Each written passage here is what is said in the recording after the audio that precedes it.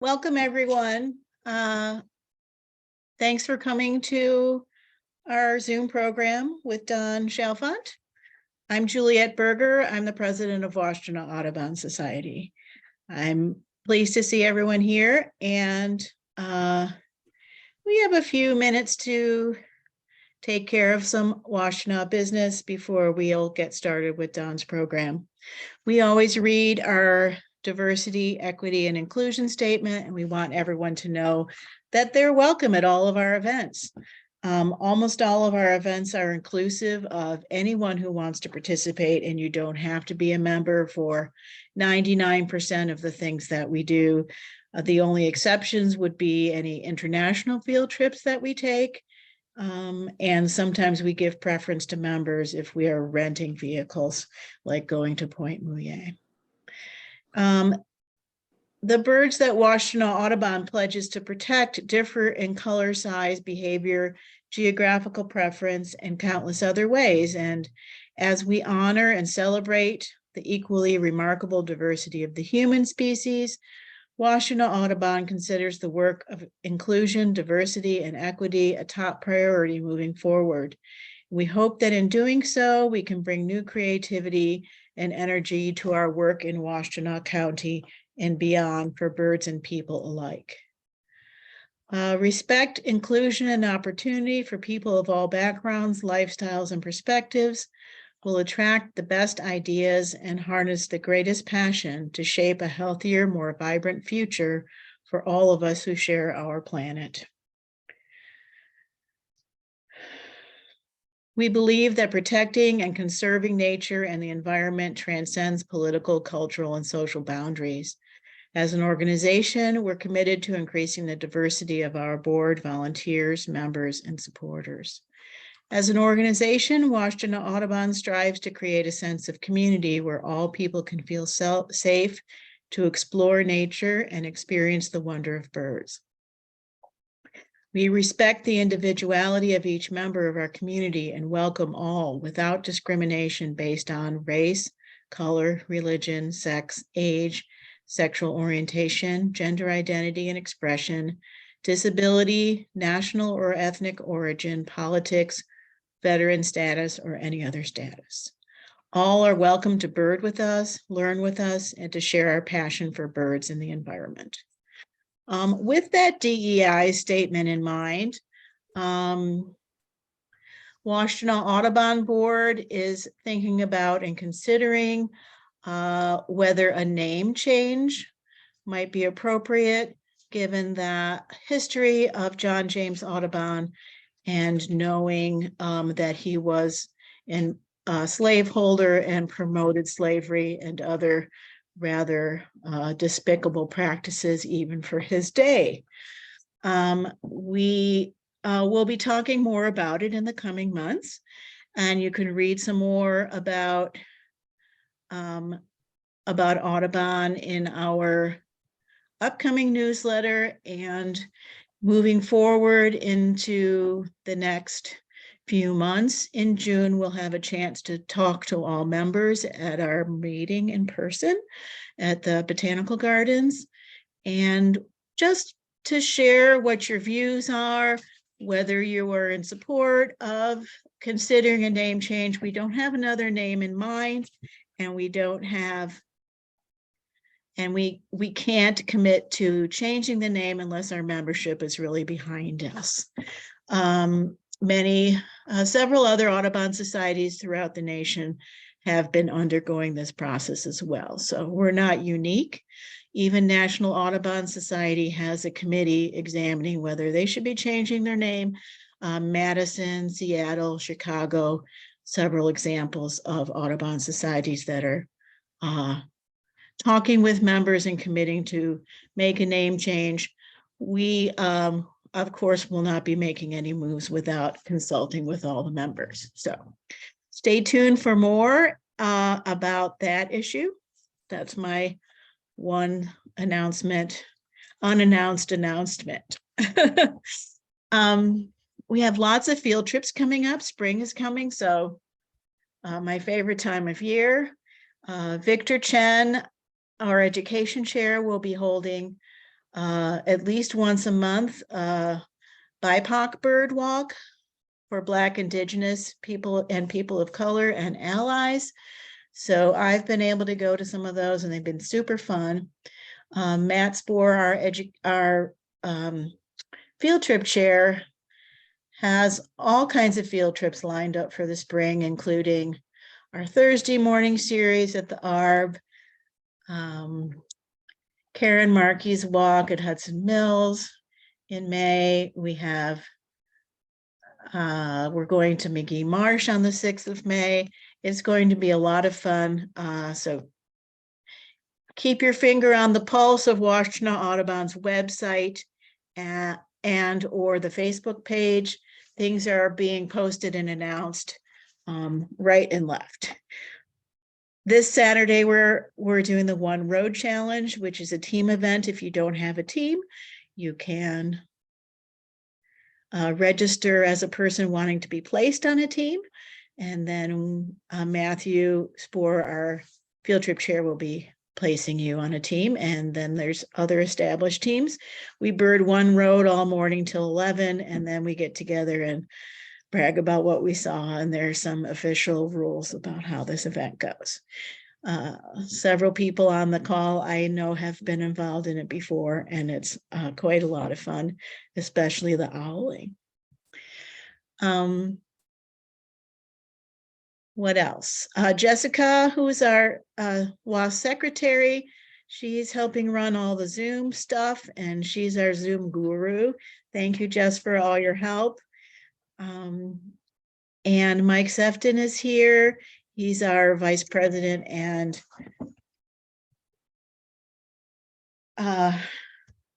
program chair. I'm getting texted by people who are at MathEye looking for our program.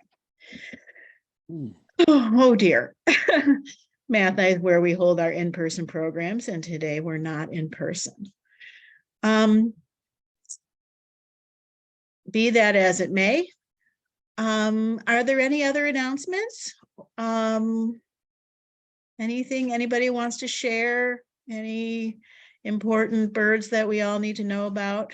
Besides the harlequin duck that was seen today at Waterworks Park at the little duck feeding station. So if you are interested in seeing the harlequin duck, it's there almost every day.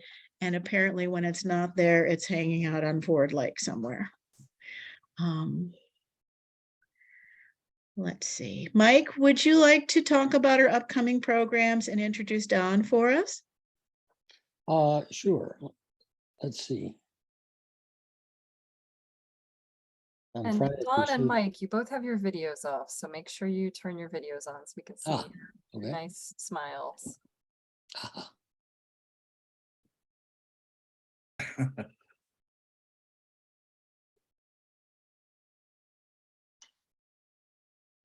Let's see. We've got Ben Lucking speaking on his trip to Ecuador coming up. Ramamurthy talking about birding in the deserts of India. Who am I missing, Juliet? I'm frantically searching for my list here. We have Ben Lucking next month, and then we have Ram, and then we have to be announced in June. Correct. Yeah. Okay, and on to tonight. Tonight, we're privileged to have as our speaker, Don Chalfant. Don is a popular Washtenaw Audubon speaker and field trip leader. He's a past president of Washtenaw Audubon Society, and he cleverly splits his time between New Smyrna Beach in Florida during the winter and Ann Arbor during the spring and summer. Don, take it away, please. Thank you. Okay. Tonight's total is a winter visit to Central Florida. I know that most of the members of Washtenaw are primarily interested in birds, but many of them are also gardeners and they're butterfly people and so forth. And so this program is going to deal with not just the birds, but other flora and fauna of Central Florida. And by Central Florida, I mean, whoops, okay, 3 counties. We are in Volusia County, which is here with the V. This is Orange County, and this is Brevard County. Essentially, all of the species that I show tonight are going to be seen in one or more of those 3 counties.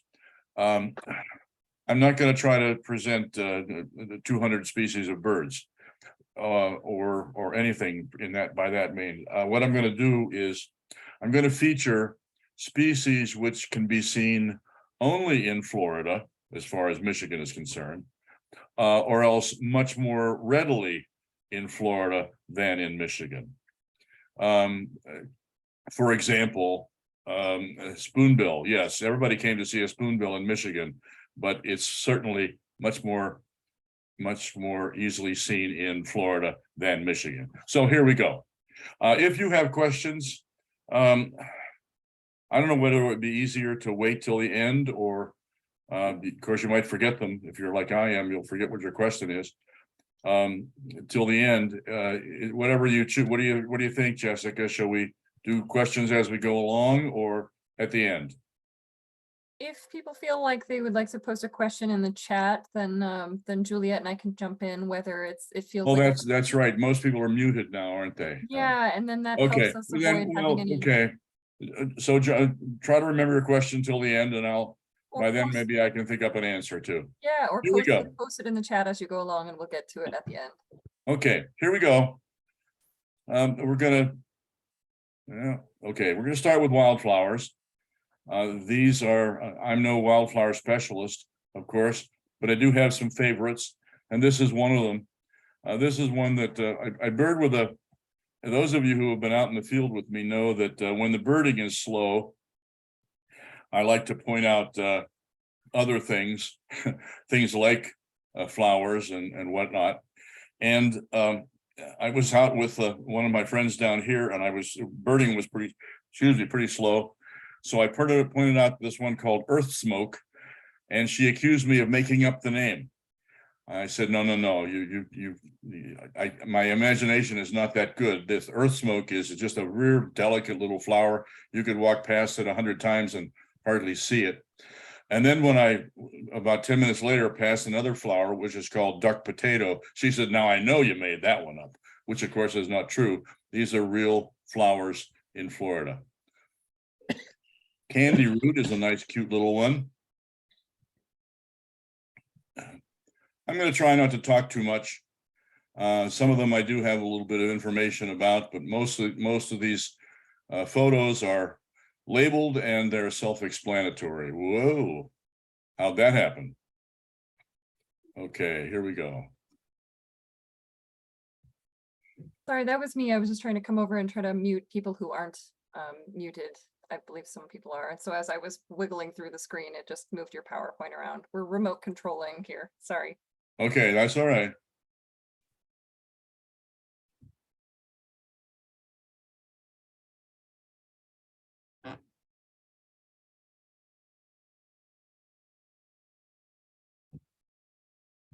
And before somebody asks, somebody usually asks, is the end, are these all my photos? Yes, they're. If there's any big gaps in the presentation, it's because I don't have a photo of a particular bird. Rather than include one that I didn't take myself, I just skip it. All of these were taken myself, and the camera does all the thinking for me, of course. I have an automatic camera. I don't know a difference between an f-stop and a traffic stop, but that's a nice little delicate one that grows in the yard at one of the places I volunteer, called the Marine Discovery Center. That's a carnivorous plant, as you know. That's one of my favorites, a pretty plant. It's only about, I've got it quite enlarged there, but it's only about an inch and a half across, actually, but it's pretty spectacular.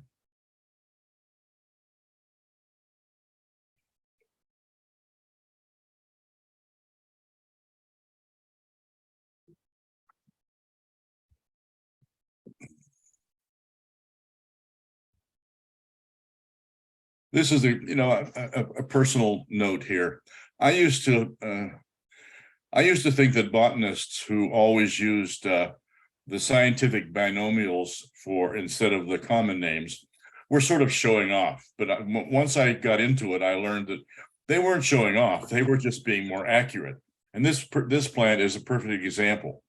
I know of 3 different common names for this plant. So anybody who really wants to know what it is would use the scientific binomial, which of course I can't pronounce. It's called mother of thousands, it's called mother of millions, and it's called mother of many, I think. Oh, I skipped over that one pretty fast, but that's okay.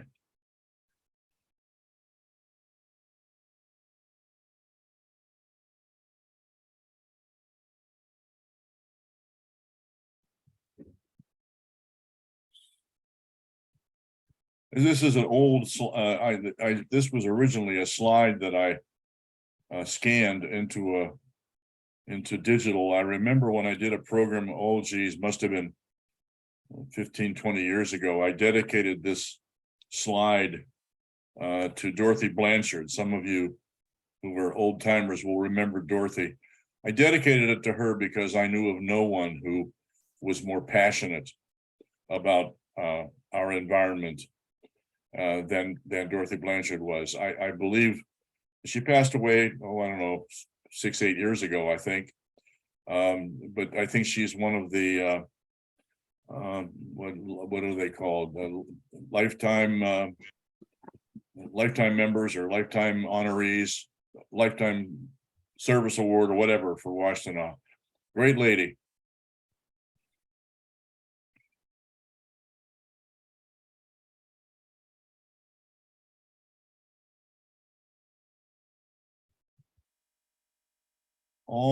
Let's see, 3 of these. 3 of these are growing on our right close to our patio here in New Smyrna Beach. That's how common some of these things are. Tassel flower, I like to point it out to people because it is so small. It's the kind of flower that most people would walk past and not even notice that it was there, let alone care what it is. But once you've seen it, then you start to saying, oh, look, there's tassel flower and there's dayflower. They're cute little places. They're wonderful little plants. As Mike Kell pointed out when I called this blue-eyed grass, he said it is a blue-eyed grass because there are several species of blue-eyed grass, and this, of course, is one of them. Only one of them. This plant, I have a special memory of this that Joan, you'll remember. I went on a field trip that was led by Joan's husband, Chuck, and I didn't know what this plant was, and he pointed out to me, and you can easily see the little thorns on this plant, which is certainly, you can understand why it's called tread softly. You want to look at it, but you don't touch it. There's another one that's interested. It's sort of like Velcro.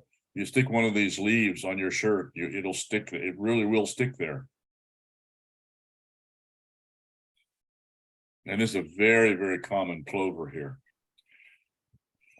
Okay, let's go to trees and shrubs. We'll start with my very favorite one because this is right in my backyard here. Right outside our window, there's several live oaks, and they are far and away my favorite tree. Very graceful and magnificent trees.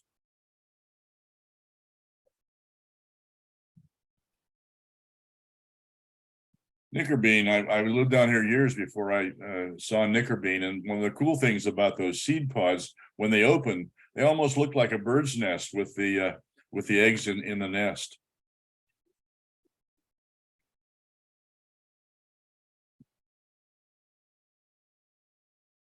My advance isn't working very well here. I can't get it to advance here, Jessica. Don, try to use the little left-right arrows in the bottom. You want to try that, see if it works? I'm sorry, I didn't hear you. Try using the No matter left. where I click it, it doesn't, Which one do you want to be on right now? I can't understand you. I'm sorry. Which one do you want to be on right Oh, now? the next one. Okay, that now it went too fast. Can I go back one? Okay. Where are we here? I can't go back now either. Which slide do you want to be on, Don? Okay, go back two. The Yupon Holly. I'll go back another one. No, another one. Let's go back to where I left off. My advance isn't working here. One more. Okay, here we go. Okay, well, we'll leave there. Okay, Brazilian pepper. We'll talk about that one. That is incredibly, see it advanced now. Okay, we're having trouble here, Jessica. Okay, there's Knickerbean. We'll see what we can do here. Okay, saw palmetto, very, very common. Right outside of our patio here is saw palmetto. Brazilian pepper is incredibly invasive. The efforts to get rid of it are almost impossible because the birds love those seeds. They consume them, and of course they dispense with them all over the place, and that's why they're so hard to get rid of. They are invasive and almost, as I said, almost impossible to get rid of. There are three main kinds of mangrove here. The one that's maybe easiest to identify is the red mangrove. You see all these prop roots, they're called prop roots, I think. That and they're really, they serve a great purpose in sort of holding the banks and the shores together. I've been told, and I'm not sure it's true, I haven't researched it. This is a popular tree with birds because it's one of the few trees that produces both seeds and nectar. It's a very common tree in yards too, as a gardening tree. Here's one.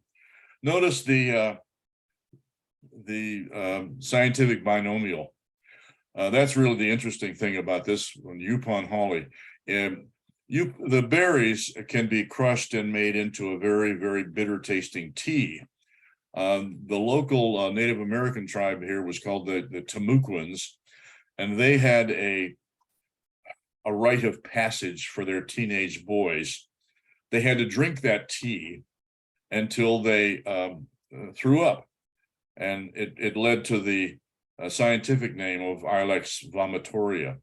It so happens that the berries, as I said, can be made into a tea, and somebody, I was telling somebody the story about this, and they purchased some Yupon holly tea, and I just yesterday, Lori and I tried it, and it is really, really tasty. Not at all bitter, even though I didn't add sugar or anything to it, but they added enough other things to it that I think it gave it a lot of taste. We're going to try to get some more here in New Smyrna. Wax myrtle, that's a very, very common one here too. The settlers and I think the Native Americans used the fruit of this, the berries of this. They melted it down and made it into wax, into candles, and it's still being used today. What is the name of it? It's given. I've forgotten the name. I'll think of it later. I'll think of it about 2 o'clock this morning, and I'll give you a call. These are plants that grow pretty much in the trees. There are a lot of them down here. The ones that are probably most notable. This is one of the most attractive. This is certainly the most notable one. The whole South is sort of famous for Spanish moss. It loves to hang on live oak trees. And there's another one that grows down here that grows almost side by side with Spanish moss, and that is old man's beard. They grow almost touching each other sometimes, This one is they're different colors and have a totally different texture. In fact, one's an epiphyte and one's a lichen too. So they are quite different from each other, but they're mistaken for one another because they grow so close together. Here's a bunch of miscellaneous stuff I've included simply because it's either attractive or common, or in this case, a good feed for the birds. Don, can I Yeah, interrupt you for a second? absolutely. Can you unmute your videos? We can't see you while you're talking, and it would be really nice to be able to see you. What do I press? You have to just, your little camera at the bottom of your screen, and it probably has a red line through it. If you click on it, it will probably begin to start show your video? face. Yeah, start video. Is that? There you it? are. Oh. Nice. Yeah. Okay. Okay. Okay, that's better. I have a photo actually of a, I don't think I included it in this presentation. Yes, and I know why. I have a picture of a gray catbird with a beautyberry in its mouth, and it looks like it's eating a purple M&M. The reason I didn't include the catbird is because, of course, I'm including only things which are easier to find here than they are in Michigan. This is a common one. It's pretty attractive. Coral bean. All of these things actually are pretty common, or else they'd be later. I have a section at the end here called rarities. So these are mostly the common things. You really can't, if you walk in the woods very long, you can't miss seeing wild coffee and some of these things.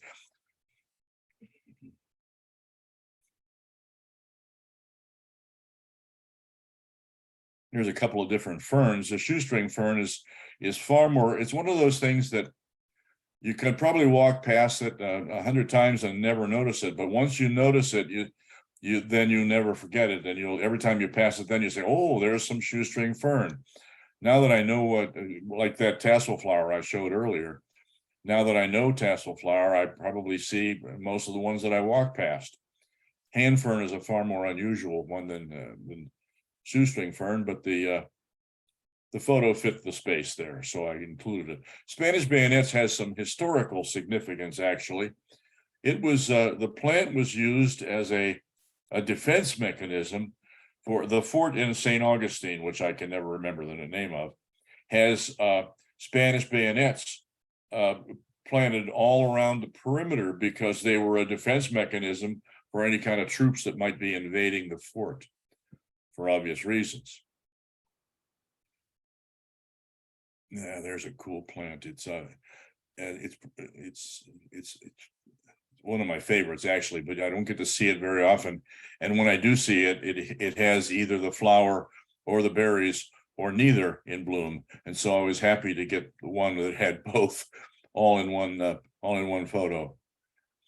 There's another lichen. It's a common lichen, but I'm really not much into lichens.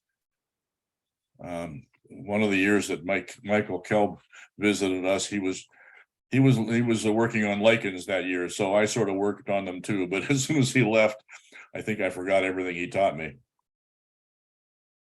And there's another fern, elkhorn fern, and this is really one of the interesting ones down here. I have pictures of it before and after a rain. Before a rain, it looks like it's dead. It's dried up and wrinkled and brown, and it can stay that way for months at a time. But after a rain, look at it, it just explodes in color. Just a gorgeous green fern. I don't remember why I included the scientific binomial for this one. Perhaps because we had a neighbor whose last name was Crowfoot. So oh well. Okay, just a few things in gardens because some of you are gardeners. We had this one in our garden here. Our garden here consists of about 6 feet beyond our condo. There's a nice little space. A couple people in our condo have plumeria in their yard, in their gardens. Crown of Thorns is right outside our door, as is plumbago. And this is one that one of our neighbors has a lot of this in his yard. And crotons, this is the croton that was in right next to our patio. And shrimp plant, I included that one because it's a popular plant here. And my sister had it in her garden. And hibiscus, oh my goodness. We at one time we could look out our window here and see 5 different colors of hibiscus. Okay, those of you who are waiting for birds are going to have to wait a little bit longer. Now we're going to do a few butterflies. So these are some of the most common wintering butterflies here. They're just starting to, a lot more of the butterflies are appearing now. I went out one day this week and photographed 4 different butterflies that I hadn't seen all winter. But Gulf fritillary and zebra longwing, by the way, zebra longwing is the official state butterfly of Florida.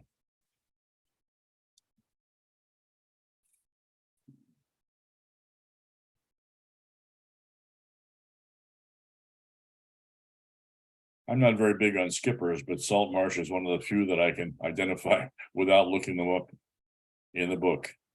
And this is this one I photographed in Brevard County 2 years ago, and it was I think that was about as far north as they occurred in the state, but I included it for several reasons. Number one, believe it or not, I was able to find a life butterfly for Mike Kelb, and this was it. And I was so pleased with myself that I had for once shown him a lifer rather than the other way around, which has happened hundreds of times. The other reason it's a popular one, for one of my favorites, is because orange and black were my high school colors. Great Southern White is far and away the most common butterfly here, I think. And the exciting thing about the Great Southern White, and I owe this little factoid to this helping ID help, I should say, to Joan Tague. The antenna knobs that you can see here are powder blue. And there are several white butterflies, but I think this is the only one that has powder blue antenna knobs, which certainly added to my enjoyment of seeing a Great Southern White. Okay, the place is famous, of course, for at least one of its reptiles, and I think you know which one it is. They're all over the place, and they're just starting their I just saw an ad on TV, a thing on TV tonight, is that their mating season is happening a little earlier this year for some reason. No shortage of alligators here. And this is if you really want to see a gopher tortoise, you spend a day or so here in New Smyrna Beach and we'll find you a gopher tortoise. They're not all that rare. They're not very many of them, but they're very easy to find. Let's put it that way. On sunny days, especially. Okay, come on, let's go back. Oh, I want to go back. That was a good one. My little arrow to get back is disappeared, Jessica. Take me back 2 slides. Oh, sorry, folks. Okay, those are snakes I've seen, and let's see, I've seen 2 of them on our patio.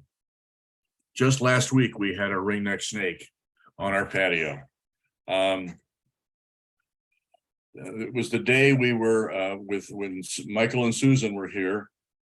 We were going down to the next county to chase a Bahama mockingbird. So our day started with a ringneck snake and it ended with a Bahama mockingbird. Quite a day. What a nice combination.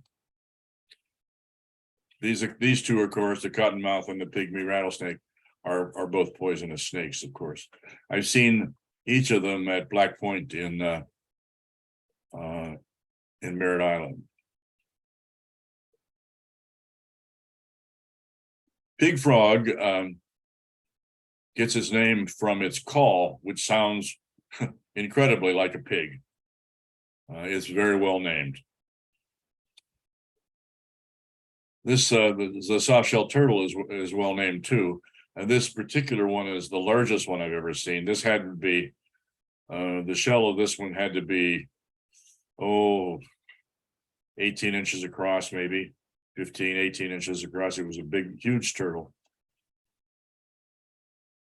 This one was an interesting one.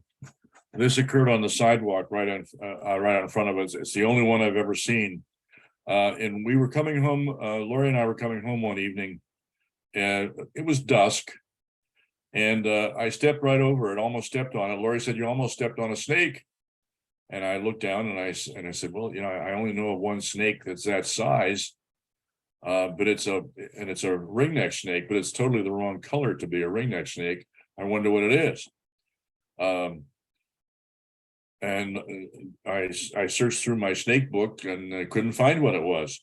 So I sent a picture to Jim Fowler, that most of you know from Detroit, who's really he's an ace herpetologist. I said, I looked to try to identify this snake and I couldn't. He said, "That's because it's not a snake, it's a lizard. It's a slender glass lizard." This guy was about maybe 12 inches long. And it's the only one I've ever seen. And as I said, we saw it at dusk. I had to add a lot of light to that color just so you could see it, because the picture was taken almost in the dark. But I haven't seen one since. Fascinating. Whoops. Here's another one I sent. Come on, I got to go back again. Sorry.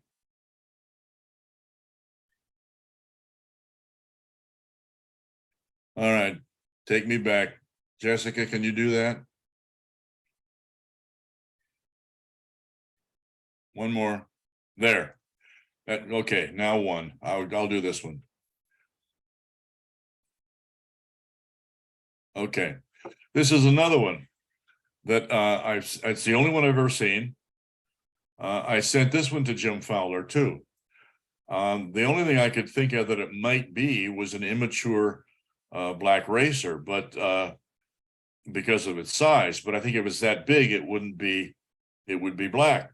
So I sent it to Jim Fowler, and he said, "I've never seen one, but I know what it is." It's an eastern coach whip, and that's the only one of those I've ever seen here too. That was seen down at Merritt Island. Okay, mammals, armadillo of all things. You can see live ones. Live armadillos here. There's an old saying in Texas that there's no such thing as armadillos. They're born dead on the side of the road. But in Florida, they're not as numerous as they once were. I think they're being displaced by things like the feral pigs and all that critters. But you can still see them once in a while on the side of the road. Dolphins are pretty common. If you go to the water, down to the river here, if you sit there for 20-30 minutes, you're bound to see a dolphin. They're going to be Atlantic bottlenose dolphins. We saw several on our boat trip this morning. I've seen bobcat maybe a dozen times down here. This is the only one I've ever photographed. I saw it at Merritt Island, and I was pretty close to it, probably 25 feet away. I think I took 25 or 30 photos, and every single one of them was exactly the same. The animal never even blinked in that period of time. And then a car came from the other direction and spooked it, and it was gone. But that's the only one I've ever been able to photograph. Marsh rabbit, it's similar to our cottontail, but it doesn't have a cottontail and has much shorter ears. It's a cute one. I saw one here on our patio just yesterday. It's fun to see a river otter out of the water. because they have a rather unusual shape. We have a lot of manatees in this area in the wintertime. There's a place in our county called Blue Springs State Park. They had a record number there. They come up the Indian River, not the Indian River, the St. Johns River, to warmer water. And at Blue Springs, the water is the same temperature all year. And they come there, and there were I think they had close to 500 of them there this year. And we saw a few on our field trip here just last week in the Indian River. There's a fox squirrel that doesn't look like a fox squirrel. The face looks almost like a badger. I've only seen them once. So they occur at a place down in I think let me see, that's Orange County, I guess. And these critters they're trying to get rid of. They're a nuisance. They breed like crazy, and I think with the place like they have poorly advertised hunting season on them in some of the places. Okay, we're still on things other than birds here, huh? This is a critter. We had they're diminishing in number. We had one right outside our window. Lori called it Orby. And the whole summer when we were gone, our next door neighbor kept feeding it by throwing little bugs into its web. Wanted to make sure it was still here when we came back in the fall. It's a blue crab. These things are far more common than I can prove. I've only seen a few times, but I've been told they're pretty common. I guess I just don't know how to look for them. They're small crabs that are about, maybe about as big as a silver dollar. Some of you are old enough to remember what a silver dollar looks like, I guess. There's the apple snail, and there's the eggs of apple snail eggs. The apple snail, of course, is one of the main foods of snail kites. Okay, we're still on insects. I can't have a program without including dragonflies. They are my favorite thing to photograph, largely because they are, well, not number one, they're attractive. And the lace work on their wings is pretty incredible, but also, unlike birds, when they perch, when they finally land, they usually stay there for a while. And even when they fly off, they frequently fly back, like kingbirds do, for example, to the same place. So if you find one that's perched, you can usually get good photos. This is one that was on our patio last year. It's a moth. We have oleander right outside the window or the door, and this was on the oleander. There's a male and female seaside dragonlet. Okay, and there's another spectacular dragonfly, and oh boy, finally done. You get to the birds. Remember, these are birds that you might occur in Michigan, but they're far more easily found here in Florida than they are there. And there's a good example. Painted buntings. They are regular feeder birds at Merritt Island at the visitor center, and I've had one here on the patio, just off the patio, a couple times in the last couple of weeks. Oh boy, I often ask people their favorite bird, and frequently down here it's the spoonbill. And when I used to lead field trips at I put those two birds first here, this painted bunting and the spoonbill. When I led troops down at Merritt Island years ago, I always asked people ahead of time, what are there any particular birds that you want to see? And these were the only two that were ever requested, the spoonbill and the painted bunting. Now, I cheated on the spoonbill, and I included an extra picture or two because I guess I'm just showing off good photos. I just took this one this year, and I'm really pleased with it. I took this one several years ago, and I'm pleased with it too. Those are the only ones that I have extra photos of, but as I said, I'm just showing off. I thought I cut this one at just the right instant. This is a very, very entertaining a wader. They stagger around. The original Peterson field guide said that they stagger. Their hunting technique is to stagger around in the water like a drunken sailor. I've never seen a drunken sailor, but I know what a reddish egret does. So now I can picture what a drunken sailor does. They will stagger around, opening their wings and closing their wings. What they do with their open wings open is to shade the water so that they can see through the surface more easily. And as you can see, they eat little critters that they've dug up from the water or from the bottom. My favorite photo of them. Limkin, I got to tell you, I remember, you all know Dee Armstrong. When Dee was down here, she really wanted to see a Limkin, and I had to tell her that one of the things in Florida that is most exciting, actually, for a birder, especially one who does bird photography, the birds here are so much more approachable. Just last week, I remember that I think it was the first Limkin I ever photographed, I had to move back from in order to focus it because it was so close. And just last week, I had the same experience. I went over to Orlando Wetlands Park, and there was one that, believe me, it was 6 feet away. It landed on the handrail of the boardwalk that I was on.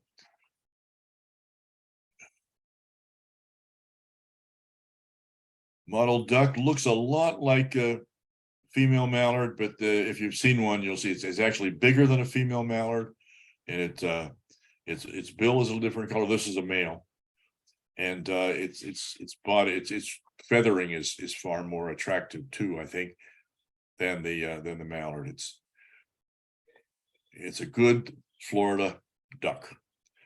Clapper rail is essentially the default rail. We have Soras and king rails too, but clapper is the one that is most readily heard and seen, mostly heard down here. Farmer and Jaeger is I think November is maybe a good time to see Palmer and Jaegers, but most actually, depending on the wind, they're out on the shore. If you do a pelagic trip down here, you're going to see Palmer Jaegers for sure. It is probably it's not the default Jaeger, but it's certainly, I think, the most one that you're most likely to see here. There's a snail kite. This is a cool one. This is an immature snail kite, and he had mistaken this little painted turtle. As you can see, it's clutching this little painted turtle. He was mistaking it evidently for an apple snail. He later dropped it, and I'm sure he eventually learned how to hunt apple snails, but he started out by getting a painted turtle instead. These are two of my 3 or 4 very, very favorite ducks, and they are very well. Green-winged teal was more common here this winter than usual. We probably had a couple hundred of them at Merritt Island. Pintails weren't as common here as they usually are. I remember years ago running into a guy who had did a Christmas count at Merritt Island, and he himself had counted 7,000 pintails. Now, there aren't that many there now. I don't think they're coming down as far south as they once did. Sandwich tern, those of you who think that it was named because it was eating a sandwich and dipped its bill in mustard, I think you're mistaken. The sandwich tern is a nice hooded tern that is here in the wintertime, along with royal, which is the most common one here. And I switched to anhinga by mistake, but here we go. Anhinga is the answer to one of my favorite trivia questions. What bird has the same common name, genus name, and species name? In other words, its scientific binomial is Anhinga anhinga. There's a red-cockaded woodpecker. This is a female, and this one is, I think, is a poorly named woodpecker. The male has a red spot, but I tell you, the red spot is so small that it's very hard to see. The red spot is right back here on the crown of its head, but it's, oh goodness, how big would I say? It's maybe a ½ inch in diameter or so. It's really minuscule. I think they should find some other name for it, but that's just me. Here's a cute little nuthatch, brown-headed nuthatch.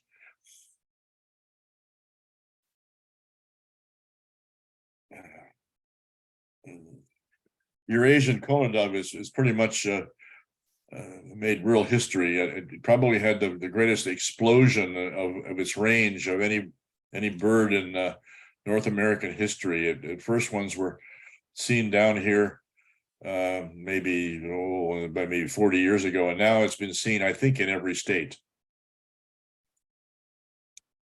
We have two kinds of crows here, American crows, of course, but we also have fish crows. The joke down here is that if you go up to a fish crow and you say, "Are you American?" it will say, "Uh-uh." That's how you know it's a fish crow. They have a very nasal call rather than a caw. They say, "Uh-uh, uh-uh." There's one of them. A lot of people here, that's one of their favorite birds. Oyster catcher. We see them at low tide on the river. Wood storks nest here, of course. There's a lot of nesting wood storks right now over here at Orlando Wetlands, where we had a field trip last Friday.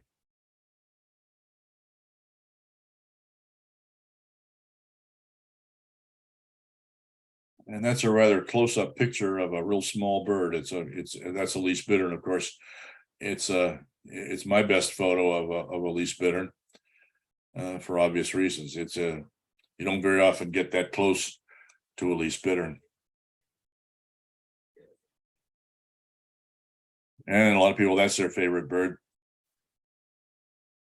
Avocets, we had, I think we had probably maybe 150 or 200 of them at Merritt Island this winter. Loggerhead shrikes are pretty common here. We have nesting loggerhead shrikes right here in Volusia County on the grounds of the Discovery Center, where I lead trips once a week. Oh, no, pardon me, used to once a month this year. Brown pelicans.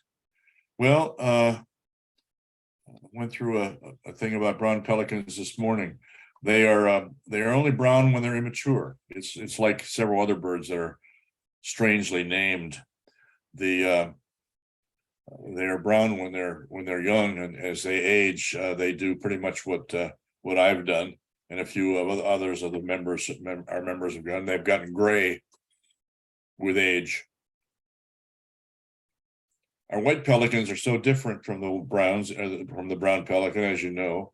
They're a different size and different range, different feeding habits. They're much larger. They only winter here.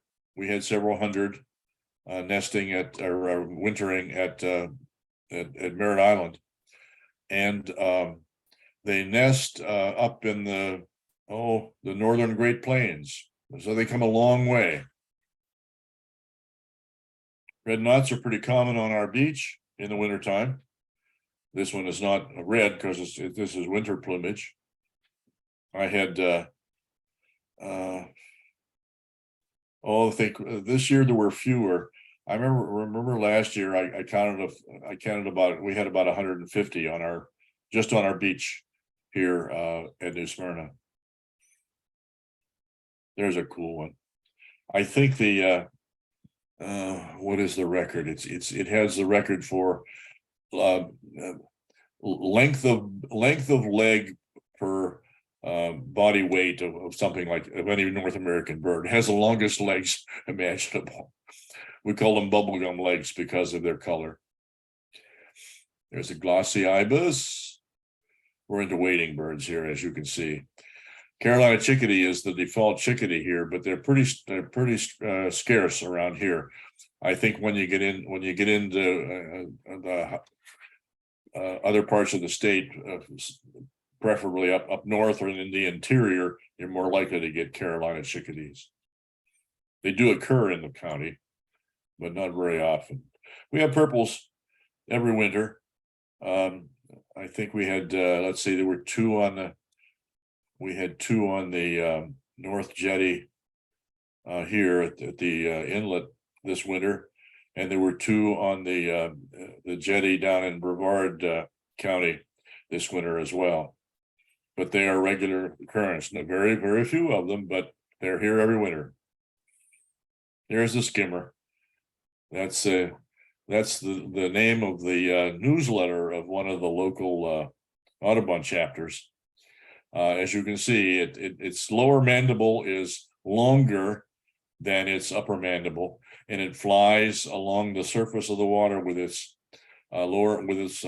mouth open, picking up morsels from the surface of the water. Can you imagine being that close to a black scoter in Michigan? Huh? That was taken in the surf right outside, right here at New Smyrna, probably 20 feet offshore. And by the way, scoters, black scoter is the most unusual of the three scoters, I think, in Michigan, but it's far and away the most common of the three scoters down here. The marbled godwit is strange. This year I saw one down at Merritt Island, and ordinarily that's about the only place I've seen them. But usually down there I see 25 or 30 every winter in a nice flock. But this year I only saw one bird.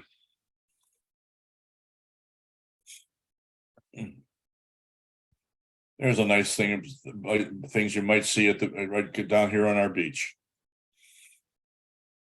There weren't as many gannets this year as usual. It used to be 15, 20 years ago, you could get down to the beach and probably, if you sat there for 15 minutes, you might see 100 gannets. And this winter, if you went down there, if you sat there for 15, 20 minutes, you might not see any. Maybe they're not coming as far south and either, I don't know. But both the black-backed gulls are common here in the winter. There's one of my favorite ducks. It's pretty common over at Lake Apopka, which is one of the favorite places to go to these days. And royal tern is pretty much the default tern on the beach here. Yeah.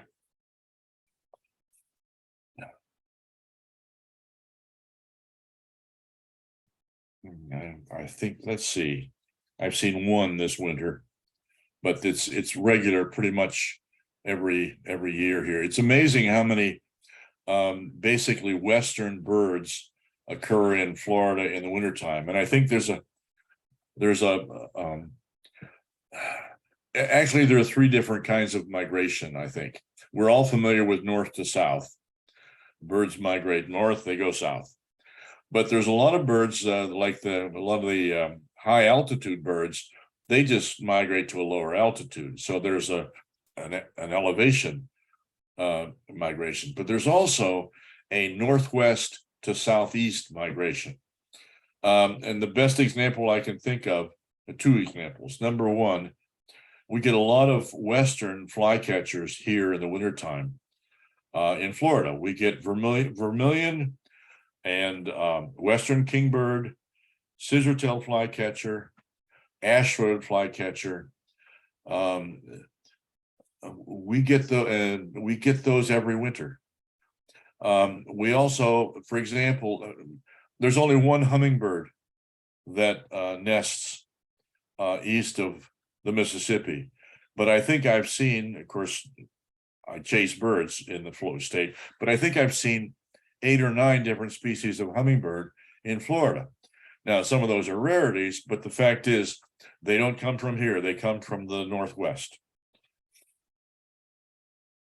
Okay, let's go on here. There's another rail that we have. This one is not as common as the clapper, but it sounds a bit like a clapper too, and it's bigger than the Virginia that we're familiar with in Michigan. There's the other whistling duck.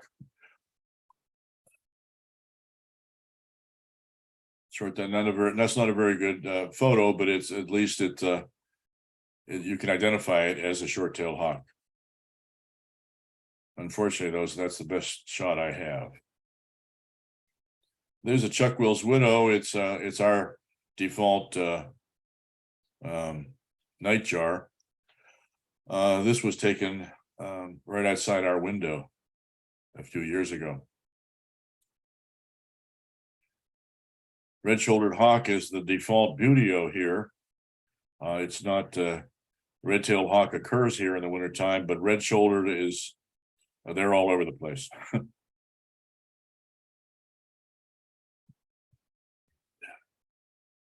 There's the bird that I think should be the official state bird of Florida. It's Merritt Island is the of course the only it's an endemic in Florida. And I think Merritt Island has the highest concentration of Florida scrub jays of anywhere in the world, actually. This is I think one of the cutest birds we have. The common ground dove is either first or second on my cute scale, and they're fairly common here. We saw a few of these this morning. They winter here. It's a lot easier to see one here than it is in Michigan. They occur in Michigan, of course, but we had 5 or 6 of them here this morning on our boat trip to the island. There's a caracara. I like that photo. You see how approachable these birds are, though. These are, yes, I have a long lens, and I use it to get birds from a distance, but some of these birds weren't all that far away when I photographed them. There's the other one. That's the third one of my 3 favorite ducks, the hooded merg. These birds occur, you can easily find one at Orlando wetlands or Lake Apopka. They're just interesting critters, and one of the things I like about some of the photos I have them, their feet are just absolutely enormous. You can see how the gallinules and a lot of the shorebirds have these enormous feet.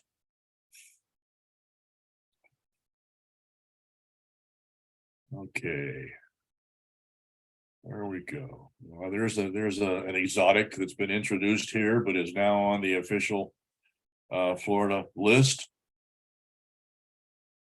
We have I've seen it the last 2 years in a row right here in Volusia County. It used to be just down in South Florida, but its range is extending a little bit, I guess. There's the common. This is our common grackle. We have common grackles here too, but the boat tails are the ones that are all over the place. And look at the size of the feet.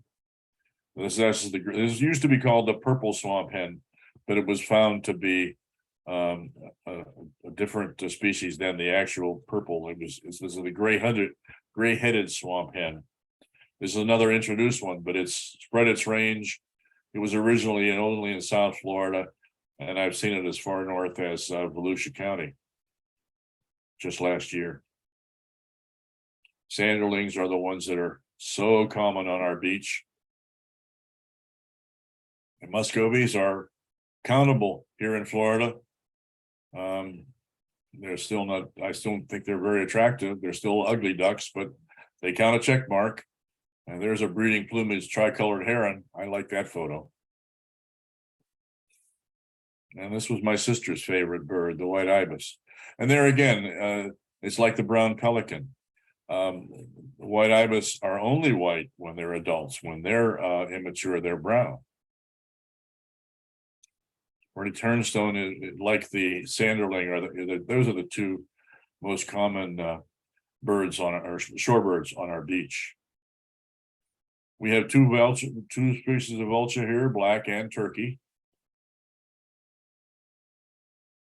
Now, there's a few birds that are, as I originally wrote this program to be just February. And now and then I extended it to winter in general so that I could avoid this slide, but I forgot to eliminate the slide. These are birds that you're not going to see in February, but you can see in March, as we did with this one this morning. It was the first ones we'd seen yet this winter. Swallow-tailed kite, which winters in South America, they start popping up here in March.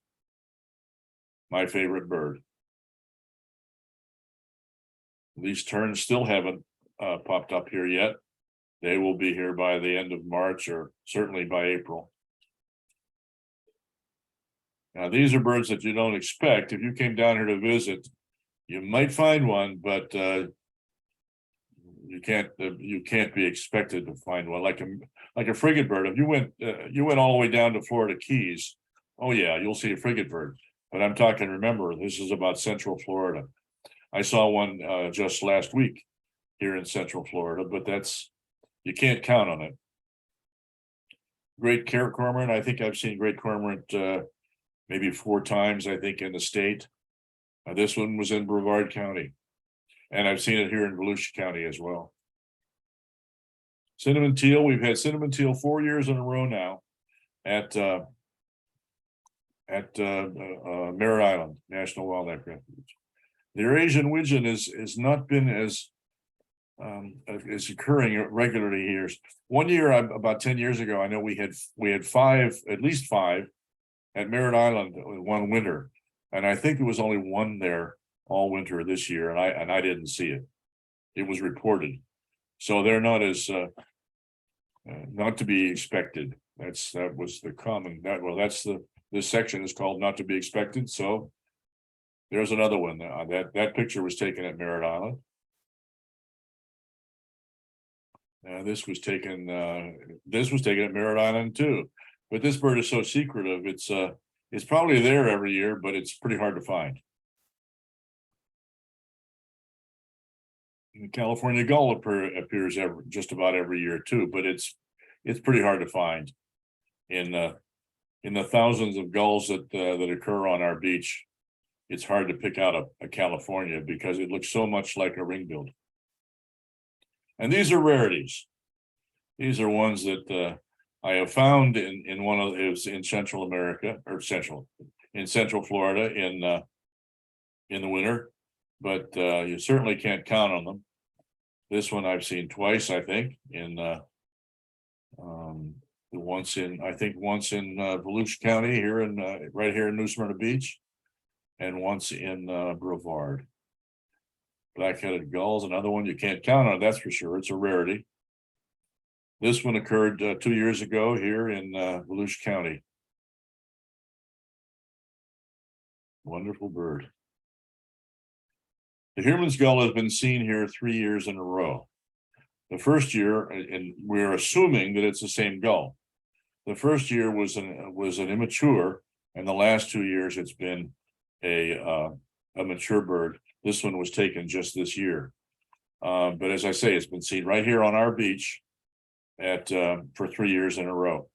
I have a special fondness for the Heermanns because it was, as most of you know, I'm a lister, and it was my North American bird number 600, seen in California, where it is more often seen.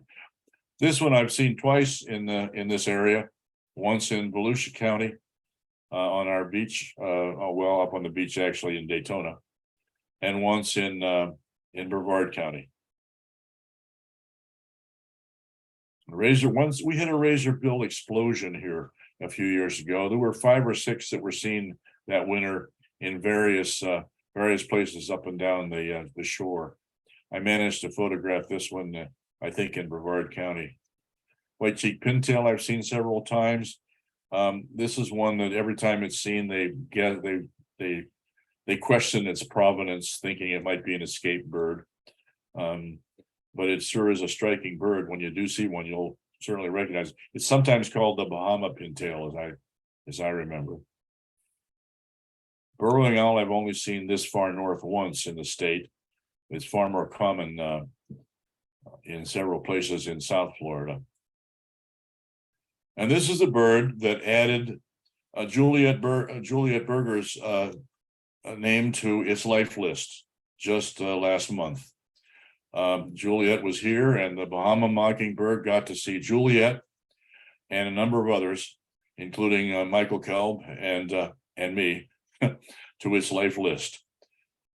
There we go. That's my thank you for watching, and I would welcome your questions. Okay. Thank you, Don. You're welcome. See, I warned you I was going to include you in the program there, Juliet, didn't I? I'm very happy you did. Thank you. You were happy you got that bird, right? I certainly was. I wanted to tell you that the fort in St. Augustine, Florida is Castillo de San Marcos. Correct. That's correct. As soon as I knew it, yeah. So I won't call you at 2 o'clock to No. remind you. Okay. And also that Paul Chad from San Diego, formerly of Southeast Michigan, says hello to you. Is he here? I saw that name and I thought, God, I think I know him, but he doesn't look like he. What, have you lost your hair, Paul? Paul, you're muted. Yeah, I know that every time when I come north after being here for 6 months, it's the first time my son sees me. He says, you know, first you had a 4-head, then you had a 5-head. Now it's I think this year it's a 6-head because my forehead keeps getting bigger. So evidently that's happening with Paul too. Oh, Dad, mute, I guess. Hello. Hi, it's good to see you again. It's been I didn't recognize you. just saying hello. Last birded with you, maybe 12, 13 years ago, Ann Arbor.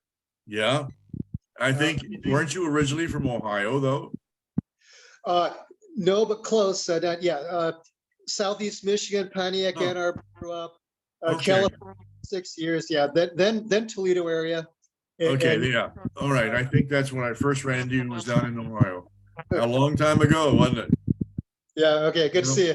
Yeah, better to be seen than to be viewed. Thanks for the presentation. Yep.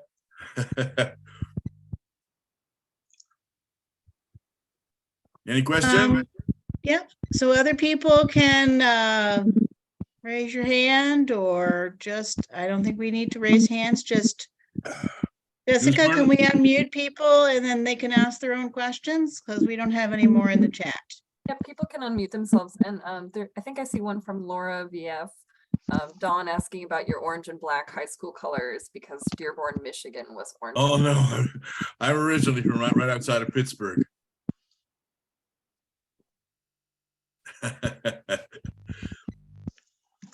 Yeah, it was a long time ago. Class of 57.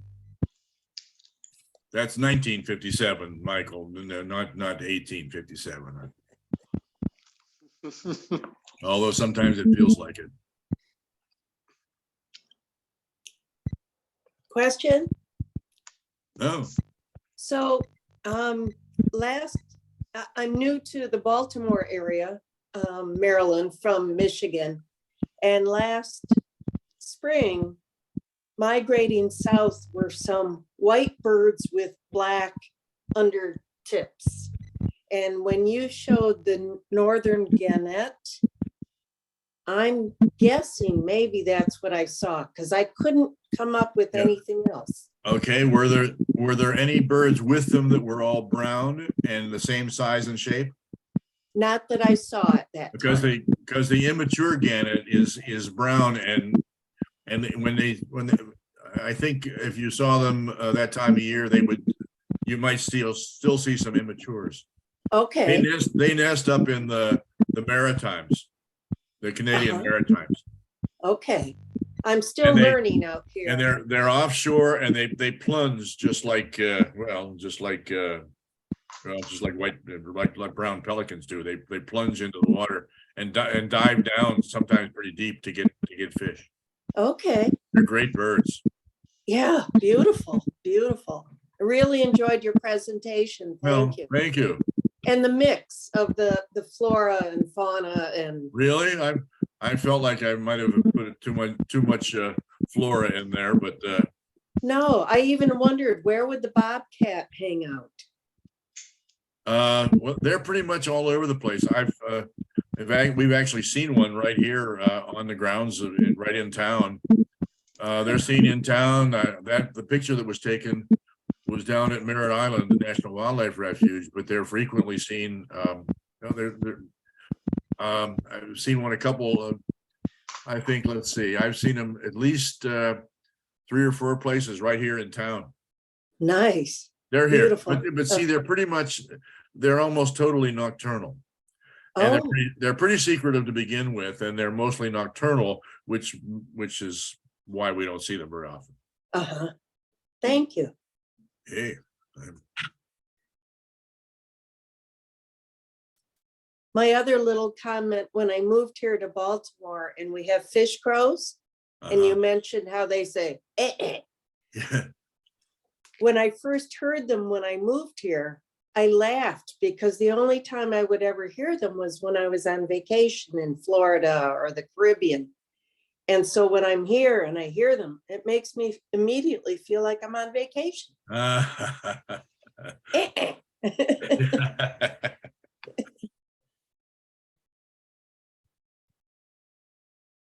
Well, I have to get to Florida. I do want to see a painted bunting. It's on my, Oh, goodness, there.